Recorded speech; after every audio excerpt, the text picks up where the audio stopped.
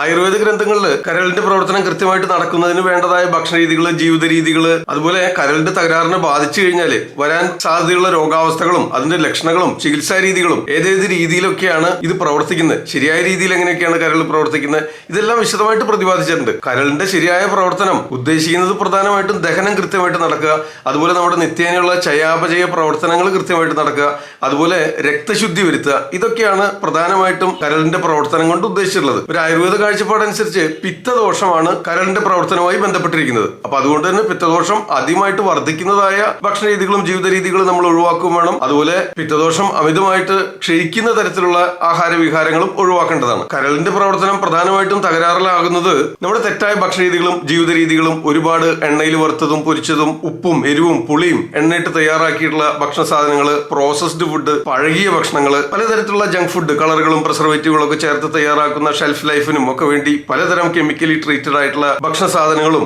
പെസ്റ്റിസൈഡ്സും ഫെർട്ടിലൈസേഴ്സും ഒക്കെ ധാരാളമായിട്ട് അടങ്ങിയിട്ടുള്ള ഭക്ഷണ സാധനങ്ങൾ, മറ്റ് കെമിക്കൽ മെഡിസിൻസിന്റെ അമിതമായിട്ടുള്ള ഉപയോഗം എന്നീ കാരണം കൊണ്ടൊക്കെ കരളിന്റെ പ്രവർത്തനം തകരാറിലായേക്കാം. അപ്പൊ ഇത് ശരിയാക്കുന്നതിനായിട്ട് ഭക്ഷണ രീതികളിലും ജീവിത രീതികളിലും വരുത്തേണ്ടതായ മാറ്റങ്ങൾ നിങ്ങൾക്ക് വീടുകളിൽ തന്നെ ചെയ്തു നോക്കാവുന്ന ചില പൊടിക്കൈകൾ, അതൊക്കെയാണ് നമുക്ക് ഇന്നത്തെ വീഡിയോയിൽ പ്രതിപാദിക്കാനുള്ളത്. കരളിന്റെ പ്രവർത്തനം മന്ദഗതിയിലാവുമ്പോഴോ അതല്ലെങ്കിൽ കരൾ സംബന്ധമായ രോഗാവസ്ഥകൾ നിങ്ങളെ ബാധിച്ചു തുടങ്ങുമ്പോഴോ ആദ്യഘട്ടത്തില് fatty liver grade 1, fatty liver grade 2, fatty liver grade 3, hepatomegaly, liver cirrhosis, liver cancer എന്നീ അവസ്ഥകളിലൂടെ കടന്നുപോയേക്കാം. പ്രധാനമായിട്ടും ശരീരം കാണിച്ചു തരുന്ന സംഗതികളാണ് ഈ ഫാറ്റി ലിവറും മഞ്ഞപ്പിത്തവും, അതുപോലെ പലതരത്തിലുള്ള ചർമ്മ രോഗങ്ങൾ, ഹോർമോണൽ ഇംബാലൻസസ്. ഇതൊക്കെ തന്നെ ശരീരത്തിലെ കരൾ രോഗവുമായി ബന്ധപ്പെട്ട് വരുന്ന മാറ്റങ്ങളാണ്. നിങ്ങൾക്ക് പലർക്കും ശരീരത്തിലൊക്കെ കറുത്ത പാടുകൾ വരുന്നു, ചെറിയ കുരുക്കൾ വരുന്നു, ശരീരത്തില് ചൊറിച്ചിൽ അനുഭവപ്പെടുന്നു, ശരീരത്തിന് ഒരു മഞ്ഞ നിറം വ്യാപിക്കുന്നു, കണ്ണിനും മൂത്രത്തിനും ഒക്കെ ഒരു മഞ്ഞ നിറം, രുചി അറിയായിക, നാവിനൊക്കെ ഒരു കോട്ടഡായിട്ട് ഒട്ടിപ്പിടിക്കുന്ന പോലത്തെ അവസ്ഥ, വിശപ്പ് കുറയുന്നു, വിശപ്പില്ല, ഭക്ഷണം വേണ്ടായിക, വയറൊക്കെ അമിതമായിട്ട് തട്ടി വീർത്തു വരുന്നു, ഗ്യാസ് ട്രബിൾ ഉണ്ടാവുന്നു, ബ്ലോട്ടിങ്ങും നെഞ്ചിരിച്ചിലും പുളിച്ചുതട്ടലും ഏമ്പക്കോ ഇഴുവായു ശല്യം ഒക്കെ കൂടെ വരുന്നു, ശരീരത്തിൽ ചൊറിച്ചിൽ അനുഭവപ്പെടുക, ചൊറിഞ്ഞ് പൊട്ടി ഒലിച്ച് കുരുക്കളൊക്കെ പൊട്ടി ഒലിച്ചു വരുന്നു, നിങ്ങൾ ഉപയോഗിക്കുന്ന അടിവസ്ത്രങ്ങളോ നിങ്ങൾ ഉപയോഗിക്കുന്ന ടവലോ കിടക്കുന്ന ബെഡിനൊക്കെ ഒരു ചെറിയ മഞ്ഞ നിറം കാണുന്നു. ഇതൊക്കെ തന്നെ ആരംഭഘട്ടത്തിലെ കരൾ രോഗങ്ങൾ കരളിന്റെ പ്രവർത്തനത്തെ തകരാറിലാക്കുന്നതിന്റെ ആദ്യഘട്ടത്തിൽ കാണിക്കുന്നതായ ചില ലക്ഷണങ്ങളാണ്. ഇതൊക്കെ നമ്മൾ പലപ്പോഴും ശ്രദ്ധിക്കപ്പെടാതെ പോകുന്നുണ്ട്. അപ്പൊ അതുകൊണ്ടാണ് ഇന്നത്തെ വീഡിയോയിൽ ഇത് വിശദമായിട്ട് പ്രതിപാദിക്കുന്നത്. നമ്മുടെ ദഹനേന്ദ്രിയ വ്യൂഹം വഴി രക്തചംക്രമണ വ്യൂഹത്തിൽ എത്തിച്ചേരുന്ന ഏത് തരത്തിലുള്ള വിഷപദാർത്ഥങ്ങളെയും ശുദ്ധീകരിക്കാനായിട്ട് സഹായിക്കുന്നത് കരളിന്റെ പ്രവർത്തനം കൂടിയാണ്. അതുപോലെ നമ്മുടെ ദഹനേന്ദ്രിയ വ്യൂഹത്തിന്റെ പ്രവർത്തനങ്ങൾ, ദഹനരസങ്ങളുടെ ഉൽപാദനം, ദഹനം കൃത്യമായിട്ട് നടക്കുന്നതിനും ചയാപചയ പ്രവർത്തനങ്ങൾ കൃത്യമായിട്ട് നടക്കുന്നതിനും വേണ്ടതായ കർമ്മങ്ങളൊക്കെ നിർവഹിക്കുന്നത് കരളും കൂടിയാണ്. അത് നിങ്ങൾക്ക് അറിയാവുന്നതാണല്ലോ. ഇനി നമുക്ക് കരളിന്റെ പ്രവർത്തനം മെച്ചപ്പെടുത്തുന്നതിന് സഹായകരമായ രീതിയിൽ നിങ്ങൾ ഭക്ഷണത്തിൽ എന്തൊക്കെയാണ് കൂടുതലായിട്ട് ഉപയോഗിക്കേണ്ടത്, എന്തൊക്കെയാണ് ഒഴിവാക്കേണ്ടതെന്ന് നമുക്കൊന്ന് ചുരുക്കി വിവരിക്കാം. കരളിന്റെ പ്രവർത്തനം മെച്ചപ്പെടുത്താനായിട്ട് സഹായകരമായ ഭക്ഷണ രീതികൾ മിക്കവാറും എല്ലാം തന്നെ പിത്തദോഷത്തെ ശമിപ്പിക്കുന്നതിന് ഉതകുന്നതായിരിക്കണം. അപ്പൊ അതുകൊണ്ട് തന്നെയാണ് ഉപ്പ്, എരിവ്, പുളി, എണ്ണ എന്നിവയുടെ ഉപയോഗം ഒഴിവാക്കാനായിട്ട് നിർദ്ദേശിച്ചത്. അതുപോലെ തന്നെ പിത്തദോഷം വർദ്ധിക്കുമ്പോൾ രക്തദുഷ്ടി ഉണ്ടാകുന്നുണ്ട്, ശരീരത്തിൽ ചൂട് വർദ്ധിക്കുന്നുണ്ട്.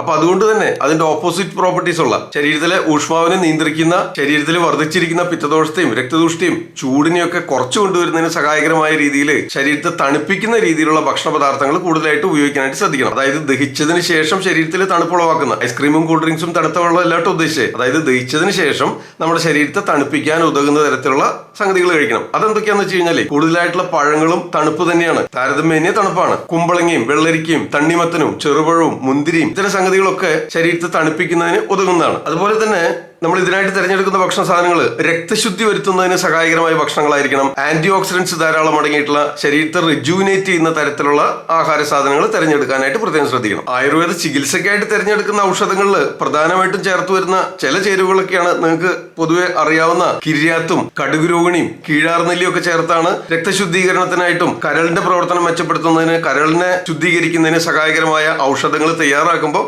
ഇത്തരം ഔഷധ ദ്രവ്യങ്ങൾ കൂടുതലായിട്ട് ചേർത്ത് വരുന്നുണ്ട്. അതുപോലെ കരൾ രോഗികളും കരൾ സംബന്ധമായ രോഗാവസ്ഥകൾ വരാതിരിക്കുന്നതിനും നിങ്ങൾ ഭക്ഷണത്തിൽ ശ്രദ്ധിക്കേണ്ടതായ ചില സംഗതികൾ, ഫ്രഷ് ആയിട്ട് തയ്യാറാക്കിയിട്ടുള്ള ഭക്ഷണം കഴിക്കാനായിട്ട് ശ്രദ്ധിക്കുക. പഴകിയ ഭക്ഷണങ്ങൾ ഫ്രിഡ്ജിലൊക്കെ സൂക്ഷിച്ച് പഴകിയത് ചൂടാക്കിയെടുത്ത് കഴിക്കുന്ന രീതി ഒഴിവാക്കുക. ഫ്രഷ് ആയിട്ട് തയ്യാറാക്കിയിട്ടുള്ള ഭക്ഷണങ്ങൾ കഴിക്കുന്നത് നിത്യജീവിതത്തിന്റെ ഒരു ഭാഗമാക്കുക, ശീലമാക്കി മാറ്റുക. അതുപോലെ തന്നെ ധാരാളം വെള്ളം കുടിക്കുന്നതിനും ധാരാളം പഴങ്ങളും പച്ചക്കറികളും കഴിക്കുന്നത് ശീലമാക്കുക. നമ്മുടെ ദഹനേന്ദ്രിയ വ്യൂഹത്തിന് ഏറ്റവും അനുയോജ്യമായത് വെജിറ്റബിൾസ് തന്നെയാണ്. അതുകൊണ്ട് തന്നെ എണ്ണയിൽ വറുത്തതും പൊരിച്ചതായിട്ടുള്ള സംഗതികളും ദഹിക്കാൻ പ്രയാസമുള്ള മത്സ്യമാംസാദി സംഗതികളും പൂർണ്ണമായിട്ട് ഒഴിവാക്കുന്നത് തീർച്ചയായിട്ടും ഉപകാരപ്രദമായിരിക്കും. ഇതുപോലെ തന്നെയാണ് വെണ്ണ, നെയ്യ്, തൈര് ഇത്തരം സംഗതികൾ. കരളിന് കൂടുതൽ ജോലിഭാരം ഉണ്ടാക്കുന്ന തരത്തിലുള്ള സംഗതികൾ ഒഴിവാക്കണം. എന്നിട്ട് പഴങ്ങളും പച്ചക്കറികളും ധാരാളം കഴിച്ച് ധാരാളം വെള്ളം കുടിക്കുന്നതിനും ശ്രദ്ധിക്കേണ്ടതാണ്. പഴങ്ങളിലും പച്ചക്കറികളിലും ധാരാളം ആന്റി ഓക്സിഡന്റ്സ് അടങ്ങിയിട്ടുണ്ട്. ശരീരത്തെ ശുദ്ധീകരിക്കുന്നതിന്, രക്തശുദ്ധീകരണത്തിനും ഒക്കെ പ്രധാന പങ്ക് വഹിക്കുന്ന ധാരാളം നാരുകൾ അടങ്ങിയ സംഗതികളാണ് പഴങ്ങളും പച്ചക്കറികളും. ഒപ്പം തന്നെ ശരീരത്തെ തണുപ്പിക്കുന്നതിനും സഹായകരമാവുന്നതാണ്. അപ്പൊ അതിനായിട്ട്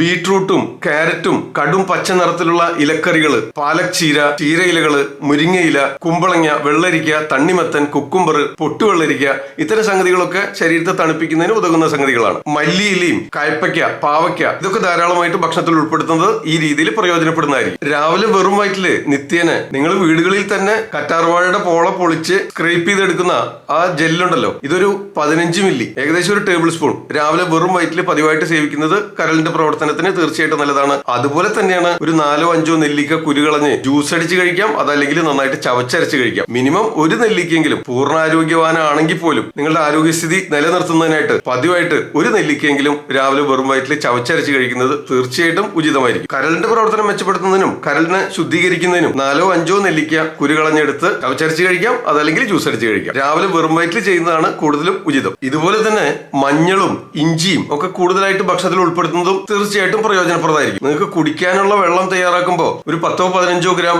ഉണക്കമഞ്ഞൾ ചതച്ചിട്ട് 2 ലിറ്റർ വെള്ളം നന്നായിട്ട് വെട്ടി തിളപ്പിക്കുക. അത് അരിച്ചെടുത്തിട്ട് രാവിലെ ഒരു 8 മണിക്കും വൈകിട്ട് ഒരു 5 മണിക്കും ഇടയ്ക്കായിട്ട് കുറേശ്ശെ കുടിച്ച് തീർക്കുന്നത് തീർച്ചയായിട്ടും കരളിന്റെ പ്രവർത്തനം മെച്ചപ്പെടുത്തുന്നതിന്, കരളിനെ ശുദ്ധീകരിക്കുന്നതിന്, രക്തശുദ്ധി വരുത്തുന്നതിന് ഒക്കെ സഹായകരമാണ്. ഈ രീതിയിൽ തന്നെ നിങ്ങൾക്ക് ഒരു 4-5 പേരയില ചതച്ചിട്ട് വെള്ളം തിളപ്പിച്ച് കുടിക്കുന്നതിനും ഉപയോഗിക്കാവുന്നതാണ്. ഇനി അതല്ലെങ്കിൽ ഒരു 3-4 പേരയില കീറിയിട്ടിട്ട് 1 ഗ്ലാസ് വെള്ളം, 1 കപ്പ് വെള്ളം നന്നായിട്ട് തിളപ്പിച്ച് അരിച്ചെടുത്ത് രാവിലെ ഭക്ഷണത്തിന് മുൻപും ഇതേ രീതിയിൽ തന്നെ വൈകിട്ട് ഒരു 6 മണിക്കും ഈ രീതിയിൽ തയ്യാറാക്കുന്ന പേരയില ചായയും സഹായകരമാണ്. കൃത്യനിഷ്ഠയോട് കൂടിയുള്ള ജീവിത രീതികൾ, അതായത് ആയുർവേദ ഗ്രന്ഥങ്ങളിൽ അനുശാസിച്ചിട്ടുള്ള ദിനചര്യ, ഇത് കൃത്യമായിട്ട് പാലിക്കുക. രാവിലെ ഉണരാനും വൈകിട്ട് ഉറങ്ങാനും 3 സമയങ്ങളിൽ ഭക്ഷണം കഴിക്കുന്നതിനും കൃത്യമായിട്ട് ഒരു സമയനിഷ്ഠ പാലിക്കുക. അതുപോലെ തന്നെ മലവിസർജനം നടത്തുന്നതിനും കൃത്യമായിട്ടുള്ള ഒരു സമയം രാവിലെ തന്നെ നിശ്ചയിക്കേണ്ടതാണ്. ഇതെല്ലാം പതിവായിട്ട് നടക്കുന്നുണ്ടെങ്കിൽ നിങ്ങളുടെ ശരീരം ശരിയായ രീതിയിൽ പ്രവർത്തിക്കുന്നു എന്നർത്ഥം. വ്യായാമത്തിനായിട്ട് യോഗാസന മുറകളും പ്രാണായാമവും മെഡിറ്റേഷനും ശീലിക്കുന്നത് വളരെയധികം പ്രയോജനപ്രദമാണ്. കാരണം മാനസിക സമ്മർദ്ദങ്ങളും പിരിമുറുക്കങ്ങളും സ്ട്രെസ്, ടെൻഷൻ, ആങ്സൈറ്റി ഇതെല്ലാം തന്നെ കരളിന്റെ പ്രവർത്തനത്തെ ഇൻഡയറക്ട്ലി ബാധിക്കുന്നുണ്ട്. ഒരു കാര്യം കൂടെ അറിഞ്ഞിരിക്കാം, അതായത് നിങ്ങൾക്ക് അനുഭവപ്പെടുന്ന ഒരുപാട് ദേഷ്യവും ഷോർട്ട് ടെമ്പർമെന്റ് ഇതുപോലും ശരീരത്തിൽ പിത്തദോഷത്തെ വർദ്ധിപ്പിക്കുന്നുണ്ട്.